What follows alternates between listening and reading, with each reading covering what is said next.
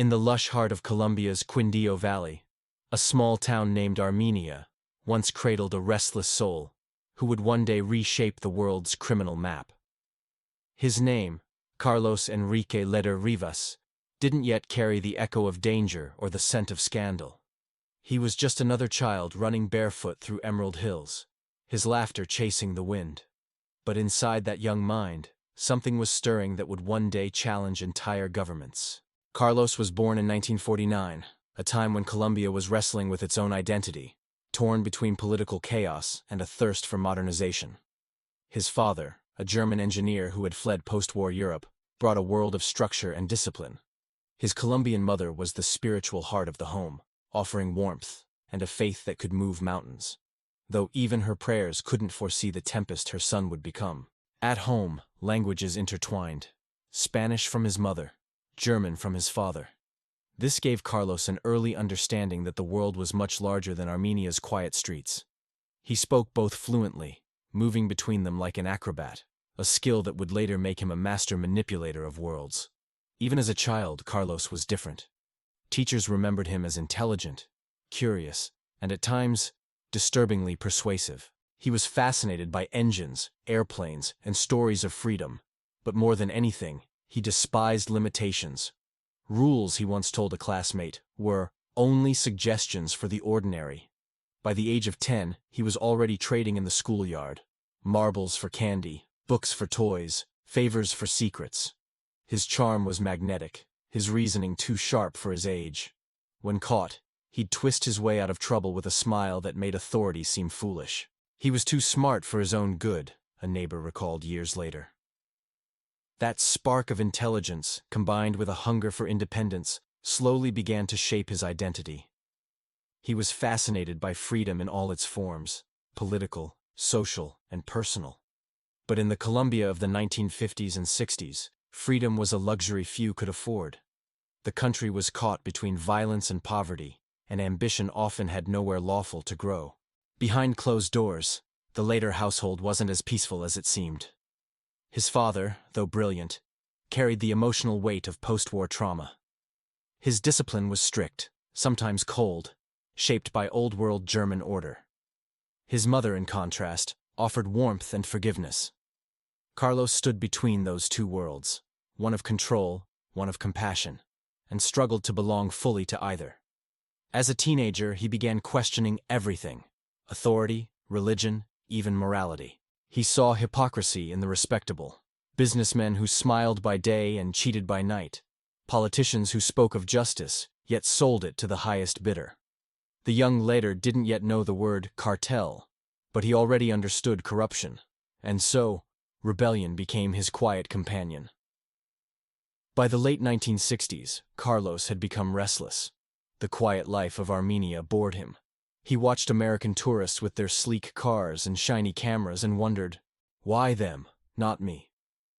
The world beyond Colombia called to him, especially the United States, that golden land of opportunity, speed, and freedom. When he first saw an airplane take off from the small airfield near his town, something changed in his eyes. "One day," he whispered, "I'll fly too, not as a passenger, but as the one who owns the sky." But life, as it often does, had other plans. Money was short.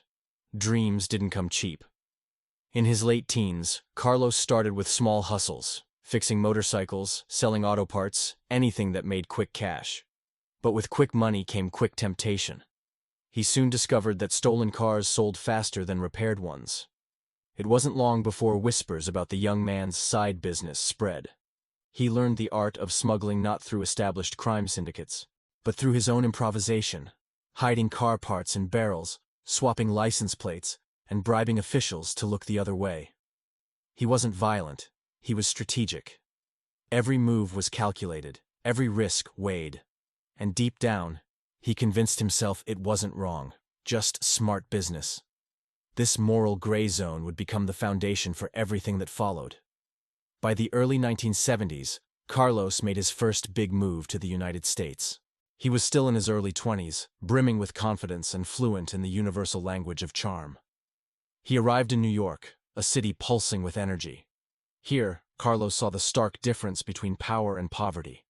The skyline wasn't just architecture, it was a declaration of ambition. He admired the boldness of American capitalism, the way everyone seemed to be chasing something.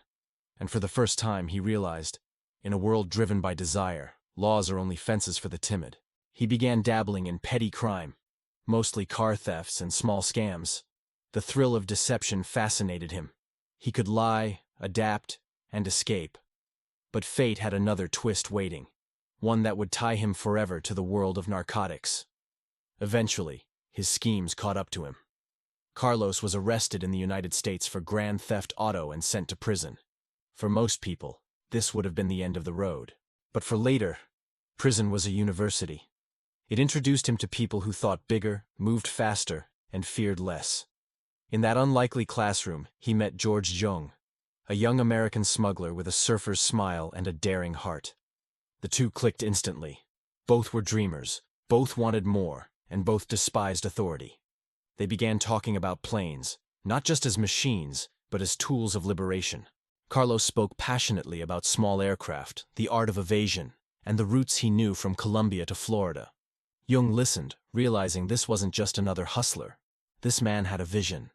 Together, they formed an idea that would soon transform global smuggling forever. When Carlos was released from prison, he was no longer just a petty criminal. He was a man with a mission. He had studied logistics, routes, psychology, and most importantly, people. He knew that power wasn't about violence, it was about control. Control of supply, of trust, and of timing. He returned to Colombia with a new sense of purpose. The airfield he once stared at as a boy was no longer a dream. It was a tool. The skies that had seemed so distant now felt like open highways for a different kind of ambition. By the mid-1970s, Colombia's cocaine trade was just beginning to bloom. A few small operations were testing ways to move the white powder north. But Lehder saw what others didn't. The future. Where most saw risk, he saw a revolution. In those quiet years, before the name Carlos Lehder became synonymous with power and paranoia, he was just a man chasing a distorted version of freedom. A man who believed that borders were illusions, that the law was a game, and that destiny belonged to those brave enough to take it. But as every dreamer learns, the higher you aim, the thinner the air becomes. And for Carlos, that thin air was about to carry the scent of billions. And betrayal. Did you know that the sky, that vast, borderless expanse above us, was once turned into a private highway? This isn't a sci-fi movie. This is the story of a man who saw the world not as it was, but as it could be, and used imagination as his ultimate tool. This is the story of Carlos Lehder. Imagine this. The sun rising over the valleys of Colombia, spilling gold across the mountains. It was in this beauty that a revolutionary idea was born. Carlos Lehder, returning from the United States, wasn't the same young man who once fixed motorcycles. He carried a vision that would change everything, to turn the sky itself into a highway of fortune. While others saw borders and danger, Carlos saw a grand design. He obsessively studied air routes, maps, and islands, convinced that the world could be connected not by laws, but by pure courage and calculation. Carlos's greatest strength wasn't money or connections. It was his mind. While his competitors fought for territory on the ground, he looked up.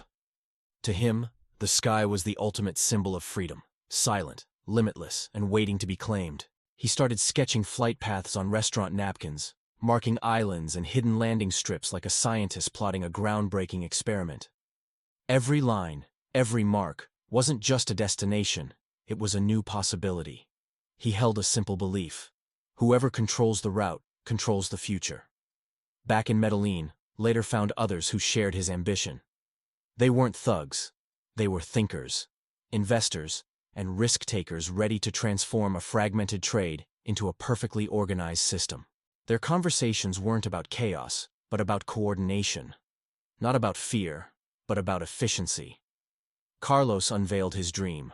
A dedicated network of airplanes that could move goods safely and swiftly, connecting Latin America with the vast markets of the North. His confidence was infectious, his logic undeniable, and just like that, a new kind of partnership was forged, a coalition built on strategy, not on force.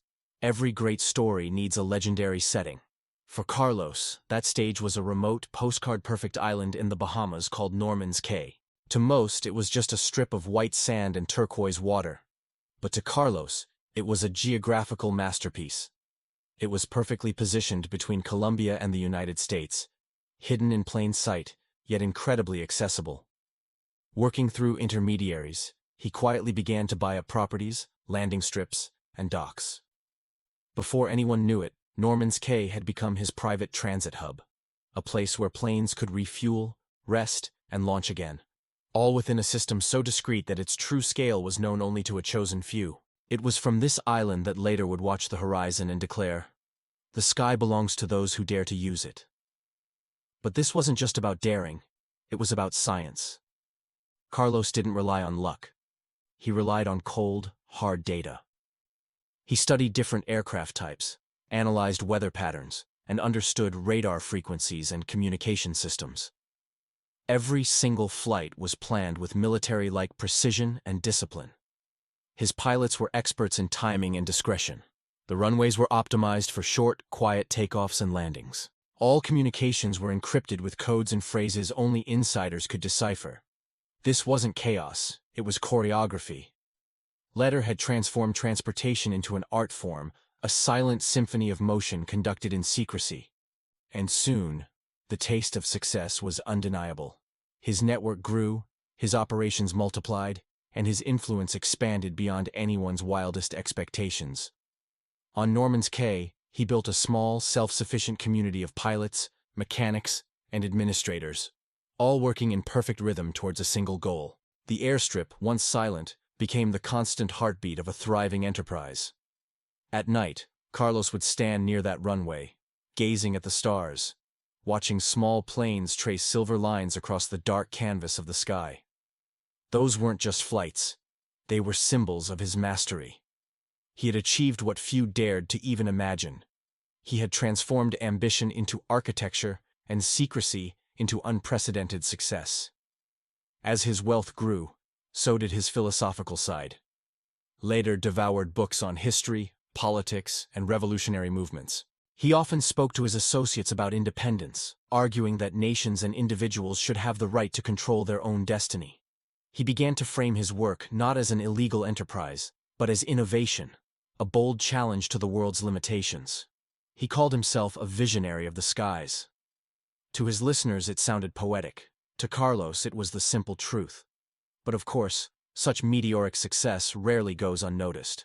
Whispers began to circulate about mysterious flights, an island paradise teeming with aircraft, and a man who seemed to command the air itself. In the United States, government agencies started to connect the dots. They studied flight patterns, reviewed maps, and soon, those whispers turned into full-blown investigations. Yet, Lehder remained unfazed.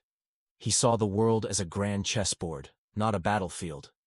Every move made against him was simply a new problem to be solved with strategy, not confrontation. He constantly changed codes, shifted schedules, and adjusted routes. The more he was watched, the more invisible he tried to become. Back in Colombia, his fame took on a new dimension. Carlos developed an interest in politics, championing ideas of national pride and economic independence. He even founded a small political party, the National Latin Movement, to voice his views on sovereignty and Latin American potential. His speeches drew crowds who were mesmerized by his confidence and bold vision, even if they didn't fully grasp the world he operated in. To some, he was just an eccentric businessman. But to others, he was becoming a symbol of audacious ambition. However, success, as Carlos would soon learn, brings both light and shadow. Norman's Cay, his once silent sanctuary, began to attract a flood of unwanted attention. Journalists wrote expose-style articles, and government officials started asking pointed questions. The island's invisible operations were now bathed in the harsh glare of suspicion. Within his own network, the confidence that had fueled their rise began to crumble into fear of exposure. For a man who had built an empire on precision and control, this growing uncertainty was like poison. His creation had become too famous for its own good. By the early 1980s, as investigations intensified, Lehder knew the dream was ending. Norman's Cay could no longer be his silent bridge between two worlds. Gradually, the operation slowed, the staff departed, and the airstrip that once pulsed with triumph fell quiet. For Carlos, this was more than just a logistical failure. It was the end of a vision that had, for a time, defied gravity itself. He had conquered the sky, only to learn that even the sky has its limits. As he retreated from the international spotlight, Lehder reflected on what he had truly built. To him, Norman's Cay was never just about the money. It was about proving that the most impossible ideas could be made real with enough imagination and discipline. He had taken nothing but an idea and spun it into a global network. He had fused technology, timing, and trust into an operation that was once unthinkable. And even as his island paradise fell silent, the legend of Carlos Lehder continued to echo in whispers, stories, and headlines. From the mountains of Armenia to the turquoise waves of the Bahamas, Carlos Lehder wrote a story that feels more like fiction than fact. He proved that a single disciplined mind could reshape an entire industry. But he also learned that every empire, no matter how brilliantly designed, eventually casts a long and dark shadow. The boy who once just stared at airplanes had not only reached for them, he had commanded them. And as the world finally closed in, the very skies that had carried his dreams began to whisper a truth he could no longer ignore. Every rise demands a reckoning. The Colombian sun rose over Medellin like liquid gold, but for those who lived in its shadows, light only meant exposure. Carlos Lehder was now a man on the run, an empire builder whose crown had turned to dust. The Bahamas were lost, his planes seized, his name flashing on the DEA's most wanted lists. Still, somewhere deep within him burned that same arrogant belief. I cannot be caught if I am not afraid. He hid in the mountains near Medellin, moving between safe houses, always just out of reach. The authorities called him a ghost. The cartel called him a liability. And his old friends, now powerful beyond imagination, called him a memory best forgotten. For the first time in years, Lehder was alone. No islands, no airfields, no followers. Only the crackle of radio static and a head full of noise. He still believed in his dream of freedom, a South America independent of foreign control, but he could no longer preach it publicly. Every speech he had given now served as evidence against him.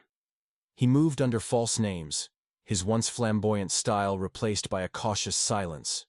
In hidden cabins, he scribbled notes for a book he wanted to write. A manifesto about sovereignty, capitalism, and courage. But between the lines of ideology was the confession of a man haunted by his own creation. To keep himself alive, he relied on old connections within the Medellin network. Yet those connections were changing. New leaders were taking over, men less interested in ideals and more focused on survival. Lehder's outspoken nature was a threat. His fame was a magnet for trouble. And so, the unspoken decision was made. Carlos Lehder had to disappear. Among the whispers of betrayal, there was one word that terrified every Colombian trafficker: extradition. The treaty between the United States and Colombia allowed criminals to be sent north for trial, something Lehder had publicly opposed for years. He knew if the authorities didn't catch him, his enemies might hand him over to protect themselves. The rumors started as static in the airwaves. Somebody had tipped off the Colombian police. His location was compromised. Carlos didn't believe it at first. Betrayal was a story told to frighten the powerful. But as he moved from village to village, he noticed strangers watching, vehicles lingering, friends hesitating before offering help. The walls of his invisible empire were closing in. Then, in 1987, the inevitable happened. Before dawn broke over the green hills of Medellin, Colombian forces stormed a hideout outside the town of Guarne. They expected resistance. Instead, they found a tired man with a half-packed bag and a look of resigned clarity. Carlos Lehder was taken into custody without a fight. News of his arrest rippled through the world within hours. For the United States, it was a long-awaited victory. For Colombia, it was proof of cooperation in the global drug war. And for the Medellin cartel, it was a chilling warning. No one was untouchable. The extradition he had fought so hard against became his fate. In February 1987, under tight security, Carlos Lehder was flown from Bogotá to the United States. The man who once owned his own fleet of aircraft was now a prisoner on someone else's plane. No runways, no freedom, no sky left to own. He was handed over to U.S. Marshals and transferred to Florida to face charges that read like a life story turned inside out. Drug trafficking, conspiracy, money laundering, and racketeering. For the media, it was a spectacle. For law enforcement, a trophy. For Lehder, it was the moment his own prophecy came true. The trial began in Jacksonville, Florida. The courtroom buzzed with cameras and curiosity. Reporters described him as handsome, defiant, and almost theatrical. Even in chains, Carlos spoke like a man still in command. He criticized the U.S. government, called the drug war a political illusion, and accused leaders of profiting from the same vices they condemned. But beneath that confidence was fatigue. He knew the system was larger than any speech. The evidence was mountainous: flight logs, bank records, photographs of Norman's Cay. After months of proceedings, the verdict came down like a hammer. Life imprisonment plus 135 years. The man who once owned the skies was now sentenced to spend his life in a cell no larger than one of his plane cabins. In prison, Lehder underwent a transformation that few believed possible. He was no longer the king of an island, but the student of a philosophy he had long ignored: humility. Days turned into years. He read voraciously: political theory, law, psychology. He wrote letters to judges, to friends, to himself, trying to explain how his ambition had become a trap. In the isolation of those walls, he found a strange clarity. The power he had chased was an illusion. The freedom he had sold was a cage in disguise.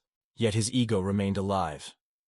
He petitioned for a reduction of his sentence, claiming he could help the U.S. government with information on larger networks. He offered cooperation, a gesture that was both strategic and symbolic. His cooperation paid off. Lehder provided testimony in major cases, including giving information on Panamanian leader Manuel Noriega's alleged drug connections. In return, his sentence was reduced significantly. Years rolled by. The world outside changed. The Cold War ended, the Medellin cartel collapsed, and new names replaced old ones in the drug trade. Inside his cell, Lehder watched it all unfold through television and letters. The empire he had built was gone. The men he had stood beside were either dead, arrested, or forgotten. But he endured. When interviewed years later, Lehder spoke not of drugs or wealth, but of freedom, the concept that had both defined and destroyed him. He claimed his true mission was never to traffic cocaine, but to prove that Latin America could stand against foreign control. Some called it delusion. Others saw the trace of a philosopher in a criminal's body. He said, "Freedom is not flying a plane, it's living without fear of falling." Those words echoed in the silence of his cell, a final line from a man who had spent half his life running from gravity. For more than 3 decades, Carlos Lehder remained in U.S. custody. Time erased his fame, new cartels rose, new names dominated headlines. Yet among the old guard of law enforcement, his name still carried weight: the pioneer of airborne smuggling, the visionary who turned an island into a gateway. Inside prison, he aged quietly. He wrote poetry, letters to his family, and even drafts of a memoir that he never published. He dreamed often of the Bahamas, not the planes or the money, but the sound of the wind over the runway just before takeoff. That sound, to him, was freedom. But freedom would come in a form he never expected. In 2020, after 33 years behind bars, the U.S. government quietly released Carlos Lehder. He was in his 70s, a frail man with a past larger than life. Because of his German heritage, he was transferred to Germany rather than returned to Colombia. For the first time in decades, he walked under an open sky without chains. No press, no planes, no empire, only the quiet breath of freedom. He settled into an anonymous life, away from the headlines. To the world, he had become a ghost again, but this time, by choice. Carlos Lehder's fall was not marked by gunfire or spectacle. It was a slow dissolve, the melting of ambition under the heat of reality.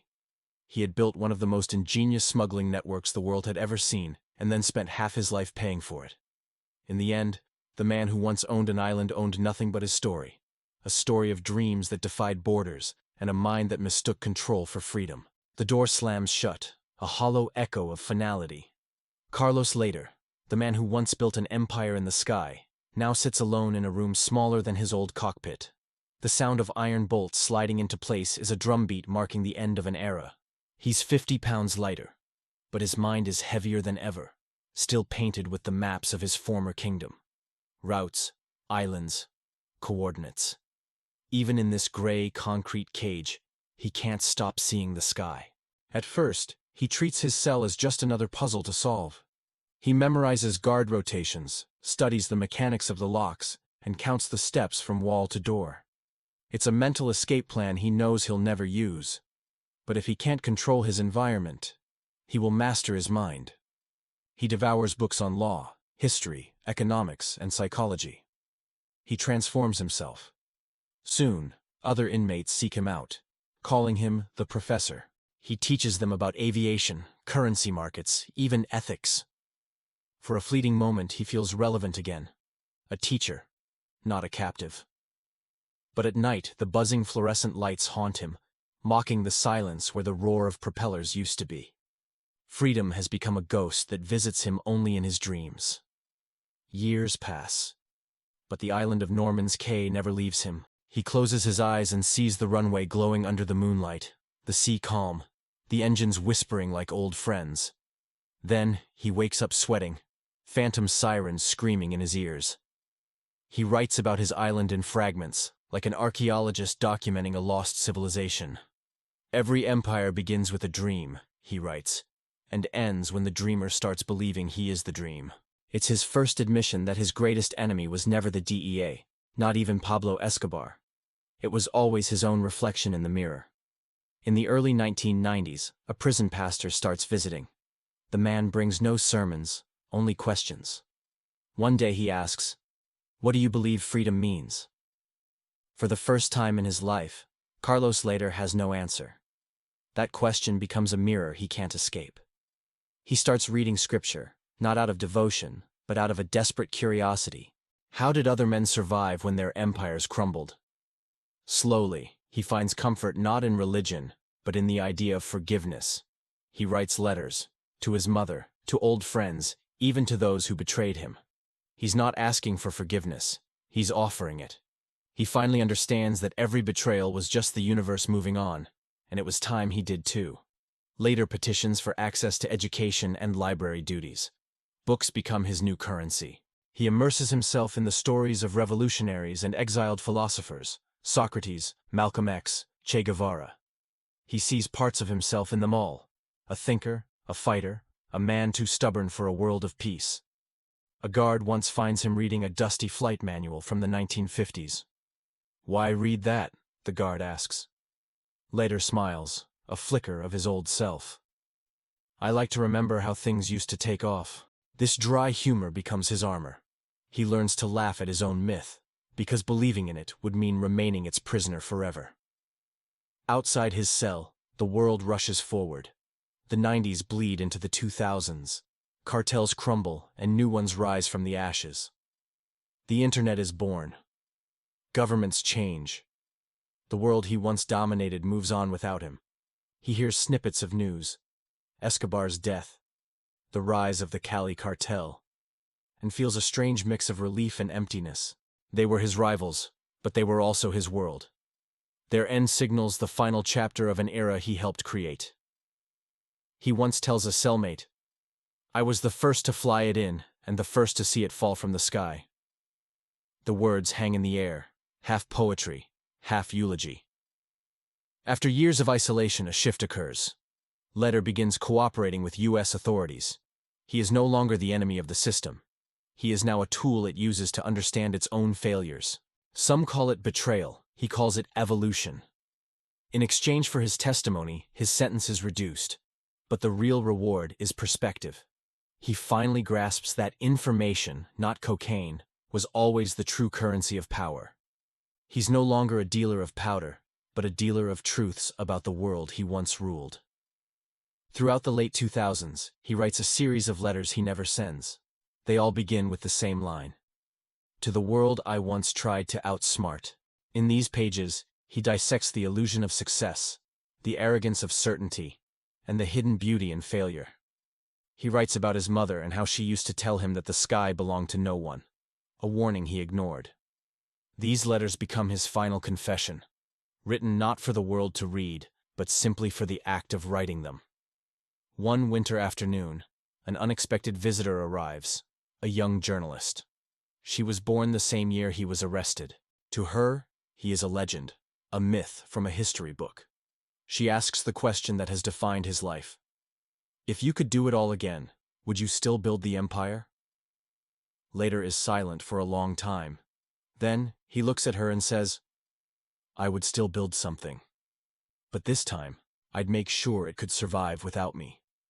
It is a profound admission. His empire wasn't destroyed by the law or his enemies, but by his own insatiable need for control. Empires built on ego are destined to fall with their builders.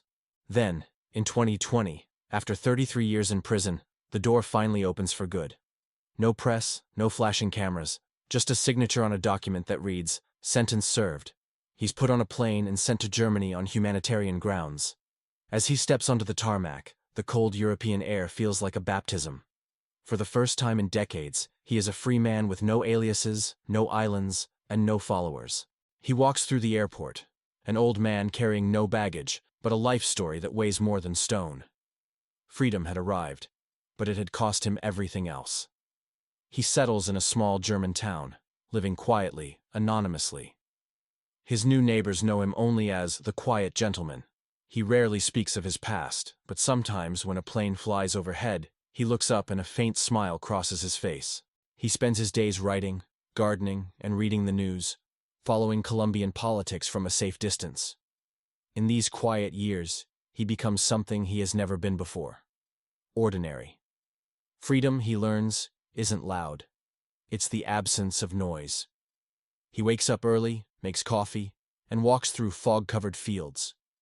To an outsider, it might look like penance. To him, it is peace.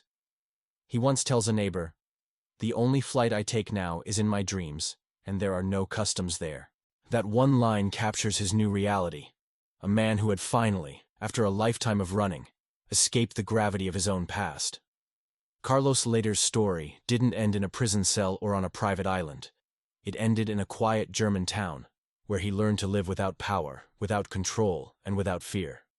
He once measured success in tons of cargo and miles of runway. In the end, he measured it in minutes of silence. The man who defied every border spent his final years learning that the only one worth crossing was the one that separates the past from peace.